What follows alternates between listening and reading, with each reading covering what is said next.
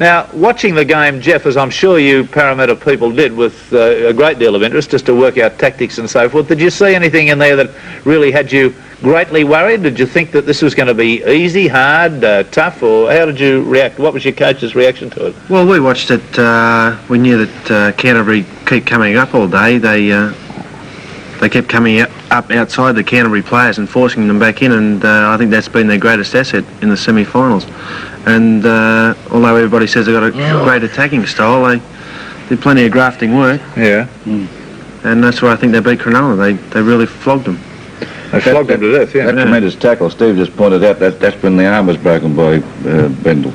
Is that the one he broke? Is that right? Yeah. And when you look at it, there was tremendous body contact there. Well, now, I've got another incident we're going to show you later in the game in which I thought he broke his arm, in which he must have just hurt it badly again. Yeah, well, it was just numb. And then he did a tackle again, and that was it. Well, I'll show you the other one later, but this is, of course, that first try. That sort of try knocks you, can I use the colloquialism, backside in, doesn't it? I mean, when you're playing against a team that somebody in it can do that to you. Yeah, well, you seem to be going all right, and then all of a sudden somebody can flash through and score a try. It does. They're called match winners, those fellas, aren't they? They don't grow on trees either. They don't grow on trees. I thought Canterbury was so superior to Cronulla in most aspects of the game last week, it wasn't even funny. But you read about in the paper later that there was a number of the Cronulla players that were covering definite injuries, and perhaps it makes you wonder whether you should get back to the if you're not fit enough to get on the paddock, you shouldn't be there. Each game of the last three, Ferris, Canterbury have made the defence of the other side look very ordinary, haven't they? You know, 14 tries in 3 games. My word, and no matter how good the defence has been, Canterbury have seemed to bust them all the time, you know, and they're making the other side, as I say, look very ordinary all the time. Well, I'm just amazed at the improvement in the Canterbury pack. Peter Smith and Greg Cook. Of course, Greg Cook's had a stormy sort of a season, but Peter Smith was looked upon by the Canterbury, obviously by their selections, as a reserve grader. But what happens here? Coveney gets injured, Robinson's injured, and the improvement now with Smith and Cook in the front row, as against with the old general there, I shouldn't say old, George Paponis there. Canterbury with Casillas, folks, they are a form pack at the present time, and they're going to give St George quite a bit of problem next week. Because there's another aspect that I've deliberated on this week of why Cronulla went so bad. Could it be the fact that there was an announcement made that Provan was not going to continue coaching with the club, and maybe an offer was made or a suggestion was made to one of the senior players on the side that he would be the coach, and now we hear that Tommy Bishop's almost certain to be the coach. Do you think there was a little bit of drama in that that might have upset the team? No, you don't think so? No, I don't. I'll tell you what, you're naive, Alan. I thought you were being a top-class journo. I thought you were. No, I'm not naive at all. I saw Canterbury play, and I give all credit to Canterbury. Yes, that's an old hackneyed one. We can always give credit to the winners. I think there was a little behind-the-scenes drama there with the Cronulla side too, unless I'm missing, I guess. You came out last week and said that Alan McMahon was going up to Penrith. Well, there's no truth in that, so there's obviously no truth in that. That was quoted. That was an Alan McMahon quote. Well, what do we do? Then we go back to half the west side have been signed up with Manly, and is that their reason for going bad? Whose reason for going bad? Is that West's reason for going bad? Because I think the timing, from what I hear, the timing was pretty bad to start making announcements about coaches dropping out. And I heard that a coaching job was offered to somebody else, and it's not apparently going to that player. Well, I agree with you, Rex. I reckon at this time there should be no other thoughts going around with a club in the semi-finals, the finals, grand finals, but to get the job done and get it over with. Never mind about 1980. Let's finish 79 first. Well, that sort of thing out of hand anyway, isn't it? If that sort of thing worries the players, ought to get rid of the players. Sure. Come on, you've got to finally choose. You've got two players here. You know, these guys have passed for fairly good players, wouldn't they? They're very good players. Wouldn't you rather have your mind completely on football and not worrying about some incidental side issue in an important lead up to a grand final or final week? Yeah, you wouldn't want to have something hanging over you like a contract or worrying about who was going to coach the side next year, would you? I think a player should put it out of his mind, but I don't think the club would help by doing things like that. Yeah, well, that's the contention I'm making. Have you got an opinion on that, or are you going to be cheeky about it? No, I agree with Jeff, but I think once you take the field, that's all gone by, you know. You're out there to win. That's right. All right.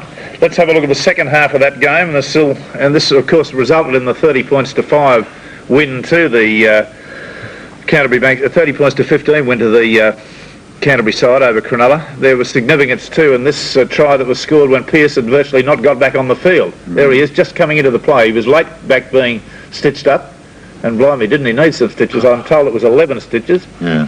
Somebody told me he's seen a bullock out at the abattoirs bleeding worse than that didn't get up. And his new nickname's got to be Captain Blood, hasn't it?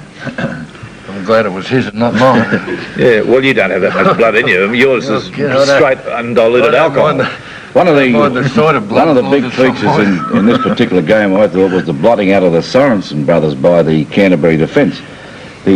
I saw Canterbury play that game. I'm sure Steve wants to forget about over at Manly there, where Manly looked just that was a good game.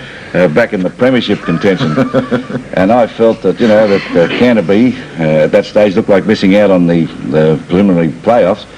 But the difference in the Canterbury side now, particularly with the defence, which was highlighted, particularly in nullifying Sorensen, was unbelievable. Steve, where did this club spirit come from all of a sudden? winning games. The club spirit's been there all year, and it's been there for 2 years or 4 years. I've been there now, but especially this year, we had a task in front of us. One club poached a few players from us. We made the most of what we had, and lucky enough, we're there this Saturday. Steve, just one little question. Now, how do you fellas motivate yourselves? Do you go on with all this face slapping that we've been reading about? Do you swear at each other? Is Canterbury the other club that goes for the smack of the face business? No. You don't do that? They got their own swimming pool. I tell you what, that made me sick this week to watch it last Sunday night on that 60-minute program, which is a good program. I'm not knocking the program.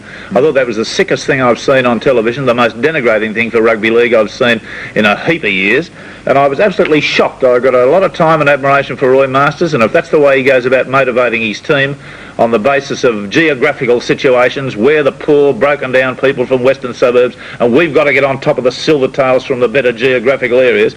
You know, it's just absolute nonsense. It's garbage from the NFL. We don't need it in rugby league, and I'm shocked, absolutely shocked that a man of the calibre of Roy Masters would pull that sort of garbage on a football team. Yeah, so you've got to worry about, or wonder about, that type of motivation. And it's like the fighters crossing yourself before you get in the ring. It only helps if you can fight too, you know. It hasn't done him any good at the Sydney Cricket Ground, has it? I tell you what, I hate to be warming up with Ned Kelly with a bit of a few Yeah, I wouldn't mind punch-ups. going on with a bit of a You'll win.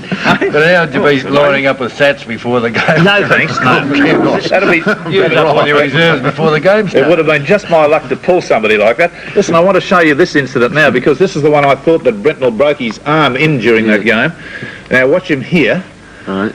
And you'll see him come away holding his arm, so he's only re-hurt it there. Right. That's when the numbness wore off. Yeah. That wasn't long after, and Greg felt numbness when he hit Rick Burke, I think it was, and then a tackle later, he found out the numbness went, and yeah. How many times has he had breaks since he's been with Canterbury? Is that the third one? 2 broken arms and a broken leg?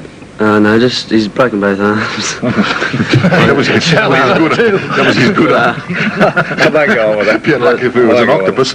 That was unfortunate. Mossop's sick sense of humour was going to come out then. I'd better put that away, Jim. If you see me do that again, will you make me not do it?